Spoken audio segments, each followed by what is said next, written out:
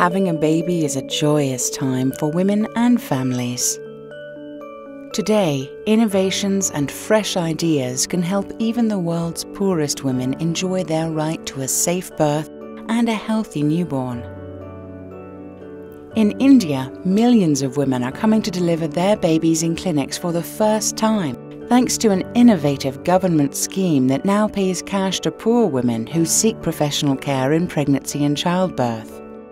Kangaroo Mother Care, skin-to-skin care, is a simple way to keep underweight babies warm. It doesn't cost any money, but it saves lives. Today, women and children have a better chance at living healthier lives than ever before. A new global consensus for maternal, newborn and child health has been launched, representing an unprecedented agreement on what needs to be done to save the lives of millions. Millions of those we love the most. Our mothers, our daughters, our children, the heartbeat of our families, the source of our life and of our love. The message is simple but urgent. If every woman has access to family planning, up to 30% of all maternal deaths can be prevented. If women get good care during pregnancy and can deliver their babies in clinics with trained staff and proper equipment, up to 50% of maternal and newborn deaths can be averted. These solutions save lives. We need care that helps women along the entire journey, starting before pregnancy with family planning advice and services. And we need care that extends through birth and childhood, so our youngest are nourished with healthy food and protected from illness to keep them strong. It doesn't take much of the world's money to care about women and children, but it does take commitment from everyone at every level. We need political will to deliver for women and children. We need political support for sound maternal and child health and the removal of user fees that prevent families from accessing quality care. We need more money to ensure that the basic services are available everywhere, from village to city. And we need the eyes of the world to watch and see that promises are kept. We're making progress, but it's not fast enough. Hundreds of thousands of women die during pregnancy and childbirth every year, while 20 to 30 million women suffer from lifelong complications.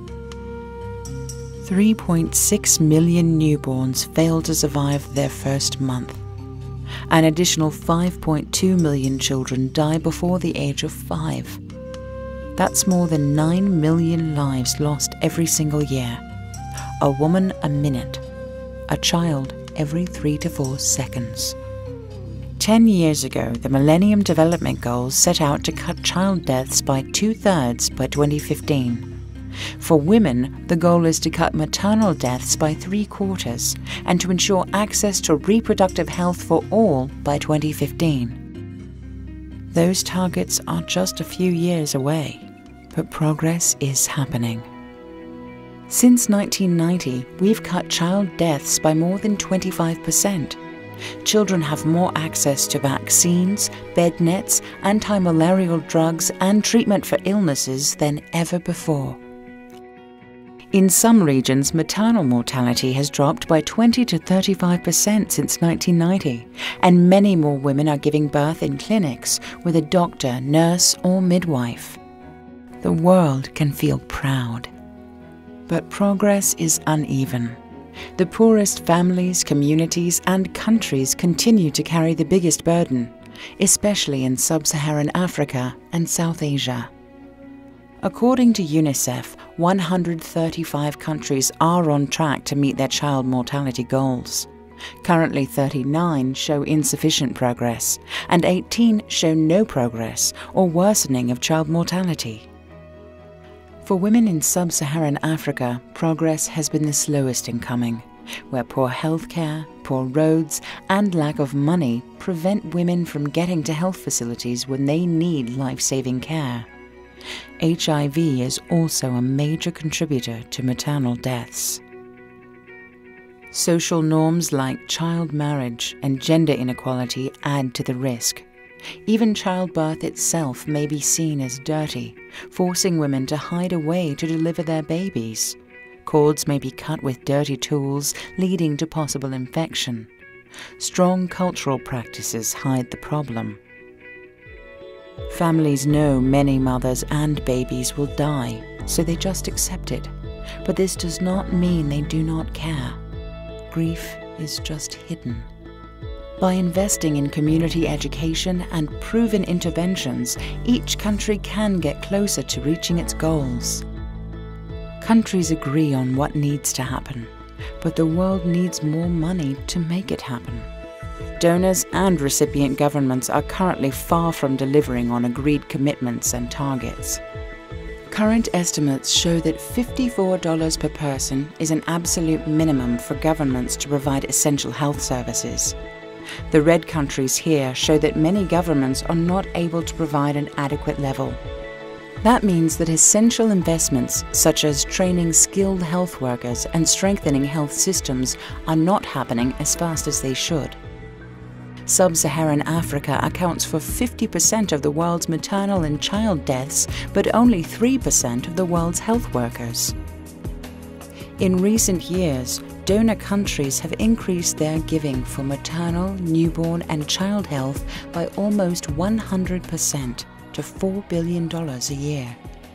However, the funding gap will be about $20 billion per year between 2011 and 2015, which includes maternal, newborn and child health programs and the cost of improving health systems. If this funding gap were filled by 2015, the results would be enormous in the number of lives saved. Up to 1 million women, 4.5 million newborn babies, and 6.5 million children aged 1 month to 5 years. The case for investing is clear. Investing in women, children and families makes economic sense.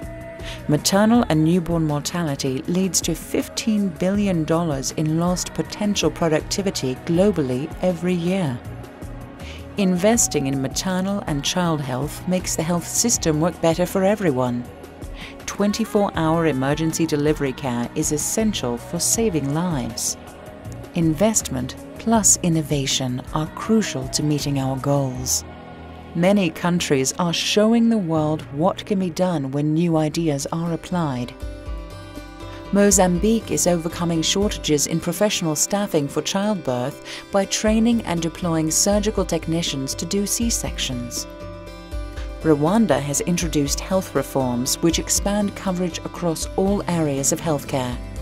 One approach gives performance bonuses for health facilities and hospitals. From 2005 to 2008, birth in health facilities increased from 39% to 52%, and modern contraceptive use increased from 10% to 28%. Brazil has reduced child deaths by almost 5% each year since 1990 by addressing inequalities in access to healthcare. Even the poorest Brazilians now have access to skilled attendants at birth. Primary healthcare coverage is universal, and primary care is free for everyone. We know this global problem can be solved even in the poorest countries. It will take commitment and ingenuity. There is much to do, but we can do it. Commit to the consensus for maternal, newborn and child health. Every pregnancy wanted, every birth safe, every newborn and child healthy.